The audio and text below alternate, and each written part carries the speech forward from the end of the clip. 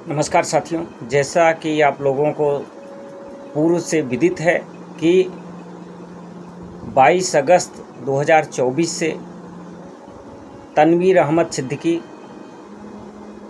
जो कि सूचना अधिकार अधिनियम के बहुत पुराने कार्यकर्ता हैं और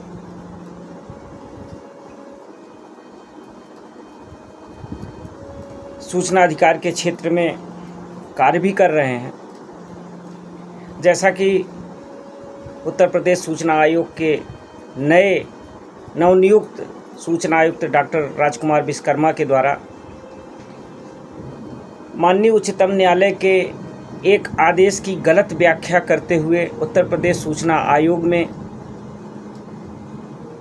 दाखिल की जाने वाली अपील एवं शिकायतों की ऑफलाइन दाखिला काउंटर पे पहले से बंद कर दिया है और 19 अगस्त से रजिस्टर डाक के द्वारा प्रेषित अपीलों एवं शिकायतों को भी लेने से इनकार कर दिया है।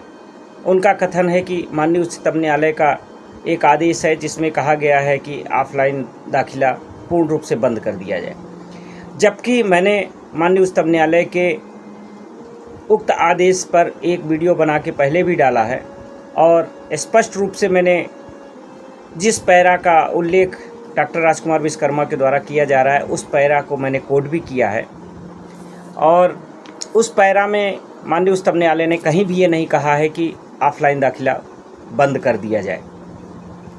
यहाँ तक कि माननीय उच्चतम न्यायालय और लगभग भारतवर्ष के सभी उच्च न्यायालयों में ऑफलाइन दाखिला अभी तक प्रचलित है।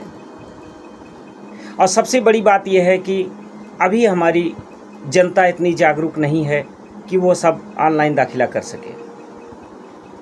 दूसरी बात, ऑनलाइन दाखिला पूर्ण रूप से डॉक्टर राजकुमार विश्वकर्मा के द्वारा शुरू कर दिया गया है। ऑफलाइन दाखिले पूर्ण रूप से 19 अगस्त के बाद बंद कर दिए जाएंगे, लेकिन बड़े ताज्जुब एवं आश्चर्य की बात यह है कि ऑनलाइन सुनवाई डॉक्टर राजकुमार विश्वकर्मा के द्वारा नहीं चालू की जा सकी है। उनके बहुत से आयुक्त हैं जिनको ऑनलाइन सुनवाई का तनिक भी ज्ञान नहीं है। पूर्ण जिम्मेदारी के साथ कह रहा हूं कि डॉक्टर राजकुमार विश्वकर्मा के साथ जो उनके अन्य सूचना आयुक्त हैं उनमें से बहुत से सूचना आयुक्त हैं जिनको ऑनलाइन दाखिला और ऑनलाइन सुनवाई का तनिक भी ज्ञान नहीं है। उसके बावजूद भी डॉक्टर राजकुमार विश्वकर्मा पूर्ण बेशर्मी के साथ,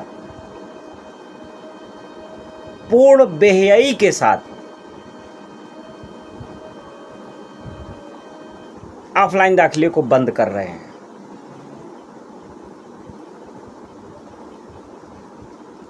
जिसके विरोध में तनवीर अहमद सिद्दीकी के द्वारा 22 अगस्त 2024 से उत्तर प्रदेश सूचना आयोग के मुख्य गेट के सामने अनिश्चितकालीन धरने का प्रस्ताव किया गया है, जिसके संदर्भ में भारतीय संविधान के अनुच्छेद 19 के अंतर्गत सभी सक्षम अधिकारियों को सूचित कर दिया गया है। और डॉक्टर राजकुमार विश्वकर्मा जी, आप स्वयं समझ लें, और आप एक IPS अधिकारी रहे हैं, उत्तर प्रदेश के कार्यवाहक DGP रहे हैं, आपको भी पता है। नहीं पता है तो पुनः भारतीय संविधान के धारा अनुच्छेद 19 का अध्ययन कर लें, जिसमें कतई ये नहीं लिखा है कि शांतिपूर्ण धरने प्रदर्शन के लिए कहीं भी पूर्व अनुमति किसी भी अधिकारी की लेनी आवश्यक है।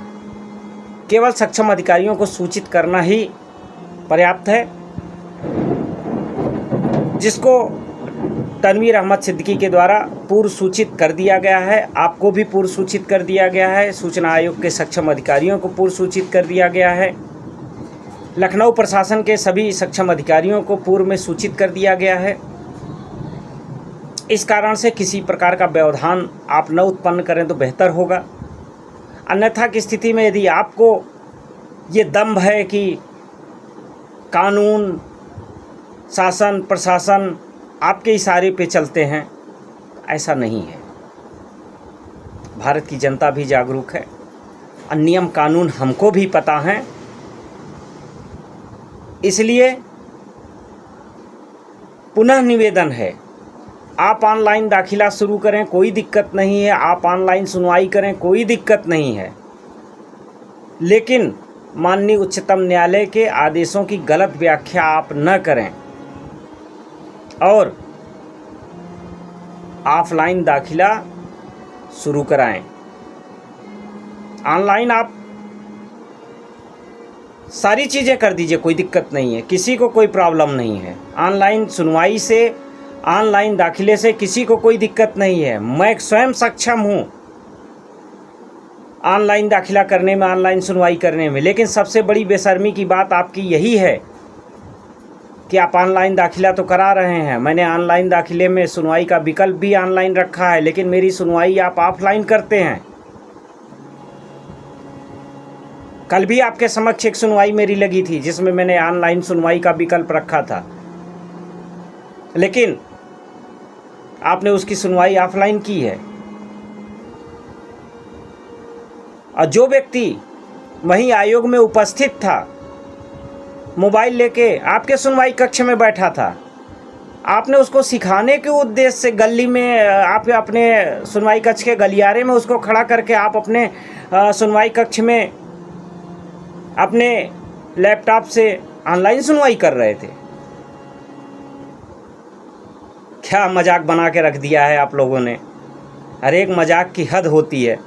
जो व्यक्ति कह रहा है कि हमारी ऑनलाइन सुनवाई करिए, उसको आप ऑफलाइन बुलाते हैं, और जो व्यक्ति ऑनलाइन सुनवाई करने में सक्षम नहीं है, उसको आप अपने गलियारे में खड़े करके आप उसकी ऑनलाइन सुनवाई कर रहे हैं, उसको सिखा रहे हैं, आप भी सीख रहे हैं। अरे पहले सीख लीजिए, उसके बाद सारी कार्रवाई करिए।